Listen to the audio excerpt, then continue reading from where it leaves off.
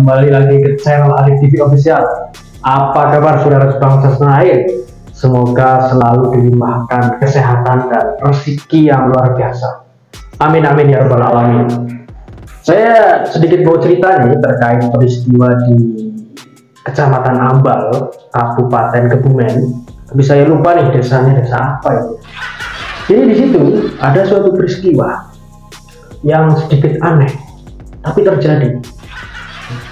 Jarang loh ya, Kebumen sebagai masuk dalam kategori kota zona apa? Ya, itu kedatangan rombongan pejabat dari tingkat pusat hingga daerah. Pusat Presiden, Menhan, Prabowo, kemudian jajaran menteri yang lain, Menteri Pertanian, kemudian di daerah ada Ganjar Pranowo, menjadi satu di Kecamatan Ambal, Kabupaten Kebumen. Buset nggak tuh? Kata warga di situ, sejarah semenjak Kebumen berdiri itu jarang dikunjungi oleh presiden katanya. Jadi kan suatu momen yang bersejarah bagi kota Ngapak termasuk Kebumen itu. Kedatangan presiden ya, pemimpin elit, bukan pemimpin kadrun. Ya, di situ Presiden Joko Widodo melakukan kunjungan kerja panen raya di Desa Lajer, Kecamatan Ambal, Kabupaten Kebumen, dan juga meresmikan tambak udang. Dan juga sesempatnya Presiden Joko Widodo dan bersama rombongan itu berkunjung ke pasar. Itu sih menurut saya 50%. Yang 50%-nya berbau politis. Coba deh kita lihat video-video yang lagi viral ketika berjalan iring-iringan antara Presiden Joko Widodo, di belakangnya Prabowo, di belakang lagi Ganjar Pranowo, dan seterusnya para menteri-menterinya. Begitu mesra, begitu harmonis, dan disambut riuh para warga di situ. Seolah-olah banyak yang mengira bahwa itu adalah tanda-tanda 2024. Nah, kalau saya sih lihatnya sih beda, guys. Kalau saya melihatnya sih beda. Saya amati pada momen ketika Prabowo mengangkat tangan Ganjar Pranowo. Itu seolah-olah saya melihatnya bahwa Gerindra dan Prabowo itu masih terbuka, masih fair, dan koalisinya Gerindra dan PKB belum final. Jadi itu momen yang akan dicurahkan Prabowo waktu itu kepada PDI, dalam hal ini kategorinya Megawati, bahwa saya ini masih terbuka loh, koalisi saya masih terbuka, saya dan PKB belum pasti menjadi capres maupun cawapres. Artinya apa? Artinya Prabowo ingin memberikan pesan kepada PDIP Perjuangan bahwa Gerindra dan PKB belum final. Kalau Prabowo dengan PDIP gabung nih ya, Prabowo misalkan dari cawapresnya Ganjar, atau Ganjar dari cawapresnya Prabowo sendiri jadi capres, saya sangat setuju, asli setuju 100%.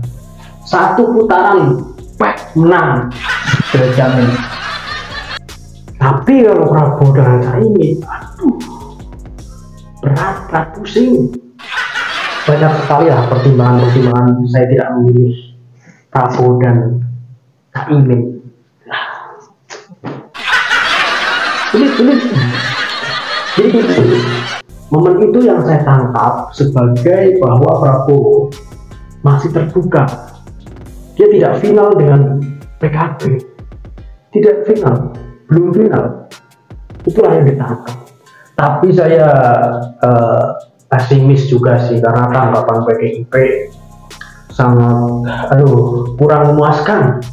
PDIP menanggapi peristiwa itu dengan jangan dikait-kaitan dengan politik. Ya gimana lagi ya, udah masuk tahun politik, masa nggak dikaitkan politik sih? Jadi momen itulah yang menjadi kemudian viral di media sosial, mengkait-kaitkan terkait 2024. Ya biarlah, Ini kan cuma perspektif masyarakat saja. Toh kebanyakan masyarakat juga mendukung, ikut serta dalam menyongsong 2024 antara Ganjar dan Prabowo. Ya, jadi di situ sangat luar biasa suasananya ya, termasuk mendengar suara-suara para petani, keluh kesah para petani yang terkadang harga pupuk mahal, kemudian barangnya juga sedikit. Itulah yang kebiasaan dikeluhkan oleh para petani di seluruh Indonesia, tidak hanya Kebumen, Bandung dan lain sebagainya juga mengeluhkan pupuk. Jadi ini persoalan ya, kenapa ilmuwan kita, putra-putra bangsa kita tidak bisa meriset, menciptakan pupuk sendiri. Coba kalau kita bisa menciptakan pupuk sendiri kan manfaatnya luar biasa. Jika dihadapkan situasi seperti ini, kita bisa leluasa loh, tidak tergantung kepada luar negeri. Karena pupuk itu membeli di antara kedua negara, antara Rusia dan Ukraina. Rusia-Ukraina mendominasi terciptanya pupuk, kemudian dijual di pasar internasional. Indonesia termasuk salah satu konsumen pupuk itu. Kemudian Rusia dan Ukraina kita tahu lah, perang belum usai ya. Akhirnya perekonomian terganggu, daya jual itu tinggi. Kalau negara yang sedang perang, apapun yang dijual di pasar internasional pasti tinggi, karena kebutuhan perang, kebutuhan makanan dan sebagainya itu mendominasi tingginya harga, sehingga sampai ke petani itu sangat tinggi pupuk. Maka dari itu saya mendorong kepada para ilmuwan, ayolah bergerak untuk riset, buatlah pupuk sendiri.